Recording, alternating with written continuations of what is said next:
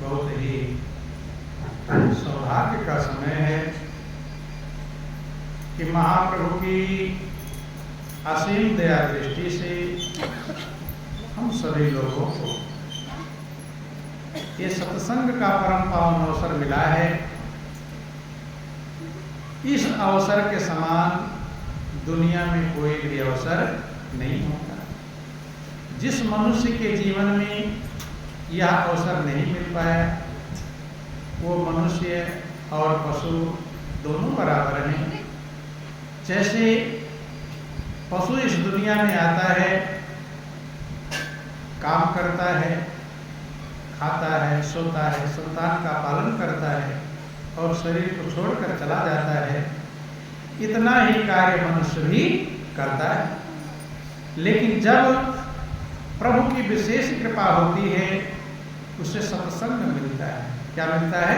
सत्संग।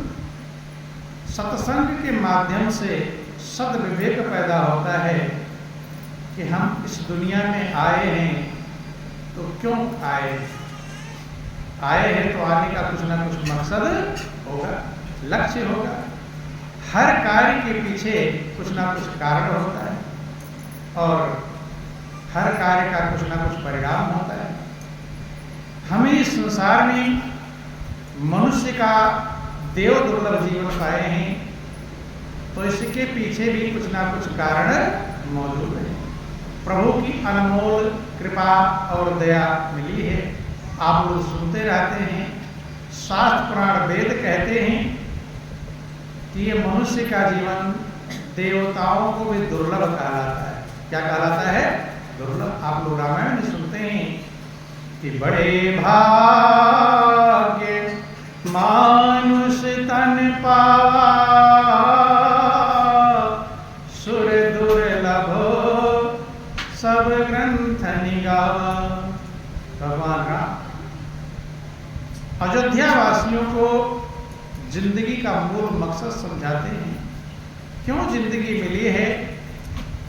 कहते हैं कि बहुत बड़े भाग्य से आपको मनुष्य की जिंदगी मिली है। ये देवताओं को भी दुर्लभ है।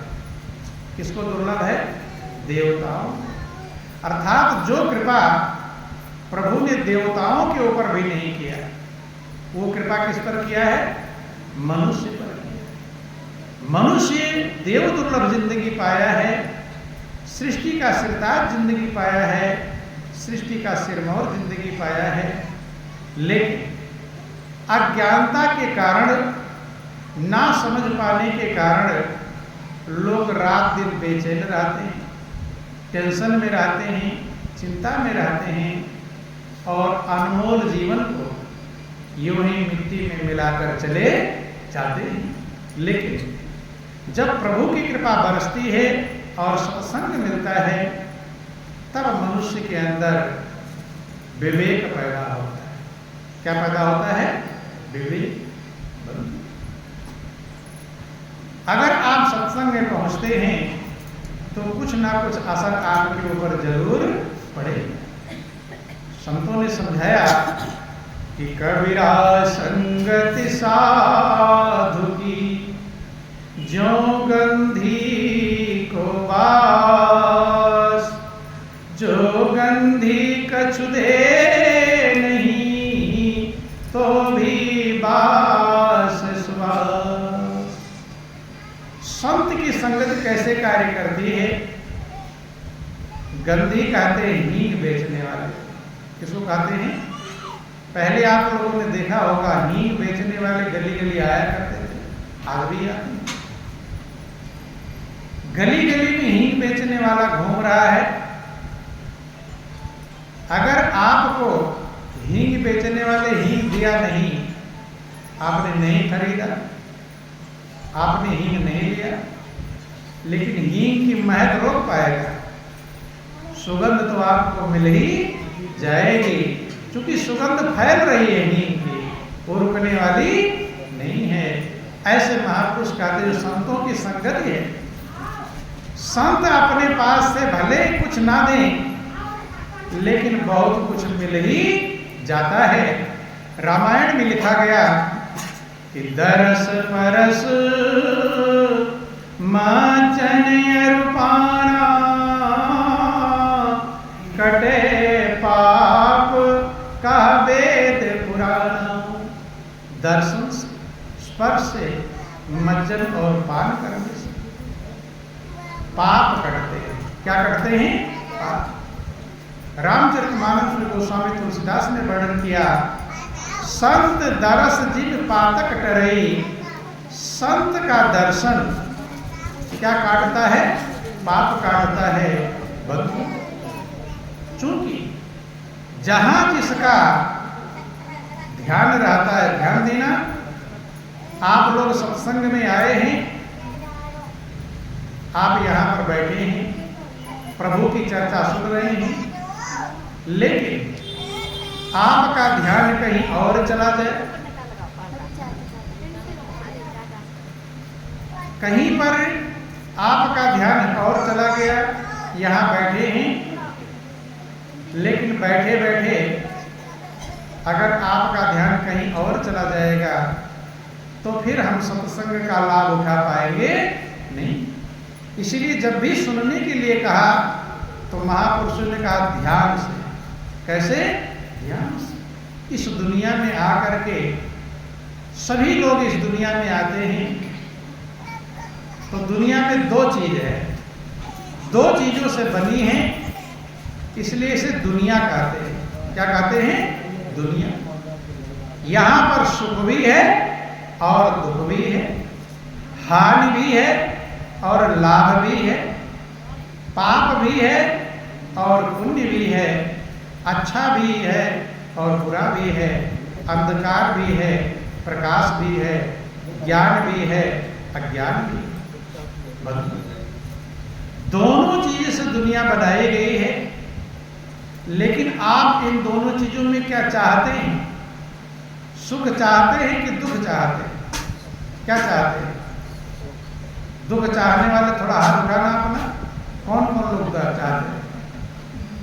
दुख किसी को पसंद नहीं। क्या पसंद है? सुख। सब सुख चाहते हैं, लेकिन है दोनों चीजें, सुख भी है और दुख भी है। ध्यान देना। सुख और दुख कैसे प्राप्त होता है समझने का प्रयास करेंगे। अभी यहां पर आप बैठे हैं और आपका ध्यान किसी दुख वाली बात में चला जाए, टेंशन वाली बात में चला जाए, तो यहां बैठकर आप खुश रहेंगे कि बेचैन रहेंगे? कैसे रहेंगे? बेचैन। कि बेचैन किसने किया? ध्यान जहां गया। क्या गया? अर्थात जहां आपका ध्यान जाता है उसी के अनुसार आप सुख और दुख को प्राप्त करते हैं। इसलिए ध्यान बहुत बड़ी चीज है। ध्यान से बढ़कर दुनिया में कुछ भी नहीं। ये सबके साथ हर समय प्रैक्टिकल होता रहता है। जिस समय जहां जिसका ध्यान रहेगा उसी का असर आपके ऊपर डालेगा। यहां बैठ करके आप जिससे ईर्ष्या करते हैं, द्वेष करते हैं, उसमें ध्यान आपका चला जाए तो यहाँ खुश होंगे कि बेचैन? क्या होंगे? बेचैन। जिससे ईर्ष्या है और जिससे प्रेम है वहां ध्यान चला जाए तो मगन हो जाए, खुश हो जाए। तो खुश और बेचैनी किससे मिलती है? खुशी और बेचैनी ध्यान से। किससे मिलती है? ध्यान से। भोजन भी कर रहे हैं, अगर भोजन करते समय कोई ऐसी खबर आ जाए कि आपके प्रिय व्यक्ति का एक्सीडेंट हो गया तो भोजन की मिठास मिलेगी? अब ध्यान कहाँ चला गया? ध्यान देना। भोजन तो कर रहे हैं लेकिन भोजन की मिठास मिलने वाली नहीं। क्यों?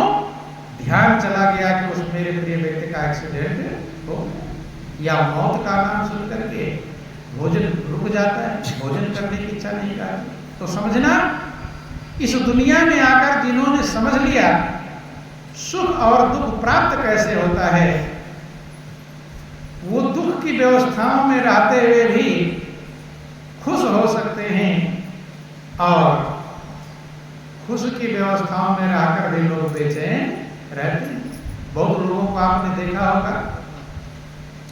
कि सब व्यवस्थाएं हैं, खाने को भी है, पहनने को है, कार कोठी है, बेटा बेटी भी है, धन भी है, लेकिन रात दिन टेंशन में रहते हैं। किस में रहते हैं? टेंशन में रहते हैं कि नहीं रहते? क्यों? उनका ध्यान खुश में है, खुशी में है कि दुख में है? कहाँ ध्यान है? ध्यान देना मनुष्य का स्वभाव है। आप अपना प्रैक्टिकल समझने का प्रयास करना, आपका ध्यान कहाँ रहता है? जो चीजें आपके पास हैं उनमें आपका ध्यान रहता है कि जो नहीं है उनमें ध्यान रहता है?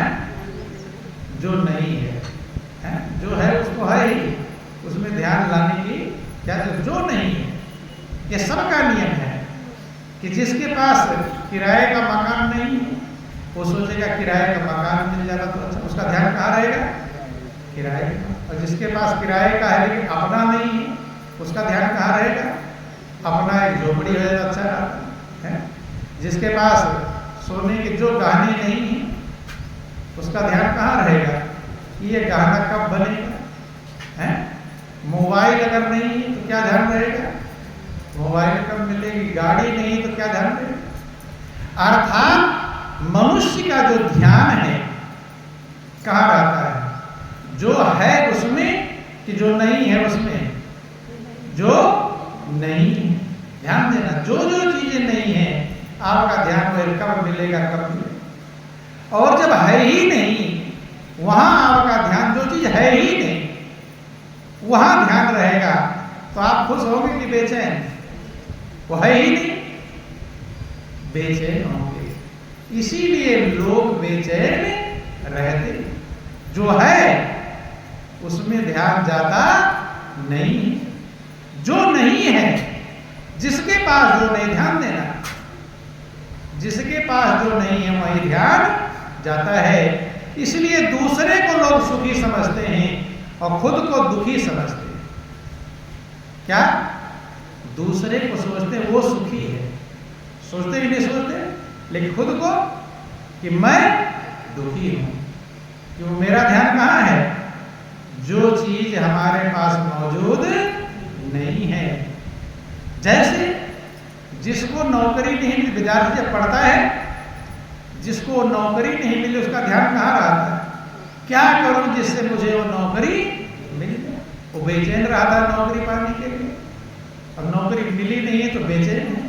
और जो नौकरी मिल जाती है तब उसका ध्यान कहाँ जाता है? अब प्रमोशन कैसे होगा? नौकरी नहीं मिली थी तो बेचैन, और मिल गई अब ध्यान कहाँ जा रहा है? अब नौकरी का ध्यान नहीं, अब किसका ध्यान? अब प्रमोशन का ध्यान। जिसकी शादी नहीं हुई है उसका ध्यान कहाँ रहता है?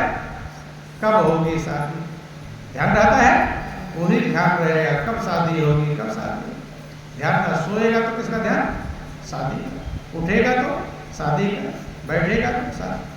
शादी के चक्कर में लोग न जाने क्या क्या भूल जाते हैं, भूल जाते हैं कि नहीं। लेकिन जिनकी शादी हो गई अब उनका ध्यान रहता है।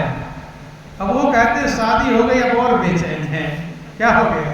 बोलिए प्रेम से सुखदेव महाराज की जय। अब उनका ध्यान कहाँ है? कि 4 साल शादी को हो गए लेकिन संतान, अब शादी का ध्यान खत्म, अब ध्यान किसका? संतान का। अब संतान है नहीं तो बेचैन होंगे। अब संतान हो जाएगा तब अब इसकी व्यवस्था कैसे करें? इसलिए हमेशा ही मनुष्य बेचैनी लेता है। क्या लेता है? बेचैनी। जो नहीं है वहीं ध्यान लगाता है और वो बेचैनी ही प्रदान करेगा। संत महापुरुष क्या कहते हैं? ध्यान देना, संत महापुरुष ध्यान का ट्रांसफर करते हैं। ध्यान को डाइवर्ट करना, ध्यान करना सबको आता है। आता है कि नहीं आता? सभी को आता है। आप लोग यहाँ बैठे हैं, घर का ध्यान आ जाता है? आता है कि नहीं? कि घर में ना जाने बच्चे स्कूल से आए होंगे कि नहीं आए, न जाने कोई दूध वाला आया कि नहीं है, ध्यान आता है? ध्यान सबको आता है, लेकिन ध्यान आना किसका चाहिए ये तरीका सीखना चाहिए। ध्यान समझने का प्रयास करेंगे। बोलिए प्रेम से सुखदेव महाराज की जय। सच्चिदानंद भगवान की जय। बंधु ध्यान देना, समझने का प्रयास करेंगे। ध्यान एक ऐसी चीज है जहां जिसका ध्यान है, दूसरे को लोग सुखी समझते हैं। जो गरीब है वो क्या समझता है? धनी सुखी है। क्या सुखी है? धन। और धनी वालों को देखना,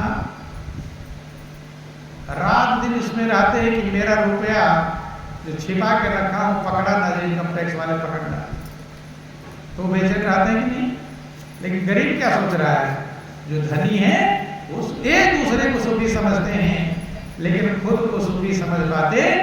संतों ने समझाया कि दीन कहें धनवान सुखी, धनवान कहें सुखी राजा हमारा। गरीब सोचता धनी सुखी है, इसलिए सुखी होने के लिए सब लोग धनी बनना चाहते हैं। एक बार धनी से पूछ तो आओ, तुम सुखी हो? अभी कल या परसों पेपर में था कि पता नहीं कितने करोड़ का मालिक, करोड़ों का जो मालिक है वो डिप्रेशन में है, वो अवसाद में है। तो दूसरे को सुखी समझते हैं। बड़े बड़े पैसे वाले नींद की गोलियां खाते हैं, खाते कि नहीं खाते? नींद नहीं आती रात में। गरीब तो 2 रोटी खाकर आराम से खर्राटे भरकर सोता है, सोता कि नहीं सोता? लेकिन अमीर तो रोटी खाने के बाद भी मखमल गद्दे पर भी नींद आती करवटे बदलता रहता है। कि दीन कहे धनवान सुखी, धनवान कहे सुखी राजा हमारा। धनवान क्या सोचता है? राजा सोचता। इसलिए बहुत लोग नेता बन जाते हैं कि नेता बन जाएंगे फिर झंझट खत्म। राजा कहे महाराजा सुखी। राजा कहते हैं मैं तो छोटा राजा हूं। महाराजा चक्रवर्ती जो सम्राट है, राजाओं के ऊपर जो राजा है वो सुखी है। महाराजा कहे सुखी इंद्र है। प्यारा, कौन सुखी है? इंद्र, जो देवताओं के राजा हैं। हम तो पृथ्वी लोक के राजा हैं, और इंद्र कहाँ के राजा हैं? देवताओं के। किसके राजा हैं? देवराज इंद्र कहलाते हैं। क्या कहलाते हैं? जो देवताओं के राजा हैं। लेकिन इंद्र कहते मैं भी सुखी नहीं। क्योंकि आप लोग सुनते हैं जब कोई भक्त भक्ति करता है, तपस्या करता है, भजन करता है, तो सबसे ज्यादा चिंता में कौन आ जाते हैं? कौन आते हैं? इंद्र आ जाते हैं कि कहीं ये मेरा सिंहासन ना ले ले, इंद्रासन ना ले ले। इसलिए विघ्न कौन डालता है? इंद्र। तमाम कहानी आप लोग सुनते हैं कि नहीं सुनते? वो भजन कर रहे थे तो जिक्र आता है नर और नारायण तपस्या कर रहे थे। जब तपस्या कर रहे थे तो वहां पर इंद्र ने सोचा कि मेरी पदवी न ले, इसलिए सुंदर अप्सराओं को ले गए, नाच रही है, गा रही है, सब कुछ सुनते कहानियां। तो चिंता किसको होती है? इंद्र को होती है। इसलिए इंद्र कहे मैं भी सुखी, ना जाने कौन से गुफा में, कौन से कंदरा में, कौन से जंगल में कौन भजन करने लगे। मैं यही ढूंढता रहता हूं कहीं कोई तपस्या ना कर। तो देवताओं को तपस्या पसंद है। ध्यान देना, कोई भजन करने वाले को क्या करते हैं? विघ्न डालते हैं। रामचरितमानस में लिखा गया कि इंद्री द्वार झरोखा और ताता सुर बैठे करिथाना। आवत देखई विषय बयारी और ते हट दे कपाट उगारी। इंद्री द्वार झरोखा ना, जो आपके इंद्रियों के दरवाजे हैं वो झरोखे। ताता सुर बैठे कर थाना, वहां देवता अड्डा जमा कर बैठे। क्या जमा कर? आवत देखें विषय बयारी, जब विषय रूपी हवा को आते हुए देखते हैं तो ते हट दे कपाट उगारी। तो दरवाजे को खोल देते हैं कि आ जाओ हवा, और इसका ध्यान बंद। विषय रूपी हवा आती है और ध्यान बंद। तो ध्यान समझना। इंद्र कहते हैं मैं भी, मुझे यही पता लगा करना पड़ता है कि कौन कहां भजन कर रहा है, तपस्या कर रहा है। बंद। इंद्र कहें ब्रह्मादि सुखी। इंद्र क्या कहते हैं? ब्रह्मा सुखी। और ब्रह्मा सृष्टि का निर्माण करते हैं। बनाना है जैसा जो संकल्प किया वैसा सृष्टि बना। ब्रह्मा कहते मैं भी सुखी नहीं, क्योंकि कैसा बनाना है मुझे सबके कर्म ढूंढना पड़ता है। कैसा कर्म इसने किया है, अब इसे बनाऊं मैं कैसे? तो हिसाब लगाना आसान काम है। ना जाने कौन कौन सा कर्म किया है, सबके हिसाब को पलटना फाइल को, अब उसके अनुसार किसी को अपंग बनाते हैं, किसी को लूला लगड़ा बनाते हैं, किसी को अंधा बनाते हैं, किसी को काला, किसी को गोरा, किसी को ऊंचे महल में, किसी को भिखारी किया। ब्रह्मा कहते मेरी बुद्धि चकराई रहती है कि मेरे हिसाब किताब में कहीं गड़बड़ी ना हो जाए। इंद्र कहें ब्रह्मा जी सुखी, ब्रह्मा जी कहें सुखी पालनहार। कौन सुखी है? पालनहार, जो पालने वाले विष्णु, उन्हें तो पालना है, पालन करना वो सुखी हैं। विष्णु कहते भाई मैं भी सुखी नहीं। क्यों? ना जाने कौन भक्त कहां से आवाज लगा दे तो मुझे नंगे पैर दौड़ना पड़ता है। आधी रात हो, सुबह हो, दोपहर हो, शाम, कहां से कब आवाज लगा देगा कुछ भरोसा। मुझे तो इतना चप्पल जूते पहनने का भी टाइम नहीं मिलता। 1 सेकंड की देर हो जाएगी तो न जाने क्या हो जाए। तो मैं भी सुखी, हरदम मुझे यही ध्यान रखना पड़ता है कि किसकी आवाज, इधर एक आवाज लगाया और उधर दौड़ा जा रहा हूं, उधर दूसरा आवाज लगा दिया, अब जाओ किधर? हो जाएगी झंझट? नहीं होगी। विष्णु कहते मैं भी सुखी। ब्रह्मा कहे सुखी पालनहारा और विष्णु कहे कोई न सुखी। सुखिया है केवल भक्त हमारा, एक सुखी है। कौन सुखी है? भक्त। ध्यान देना, भक्त कौन क्यों सुखी है इसका कारण समझेंगे। यही बात गुरु नानक ने भी कहा था कि नानक दुखिया सब संसारा और सुखिया सोई जो नाम आधारा। सारा संसार सुखी कौन है? जिसे प्रभु के नाम का आधार मिल गया, जो प्रभु के आधार पर टिक गया, जिसे सहारा मिल गया है, प्रभु के नाम का भरोसा मिल गया है, आधार मिल गया है, कहते वही सुखी। कौन सुखी है? भक्त। कौन सुखी है? भक्त। अब ध्यान देना, भक्त क्यों सुखी होते हैं?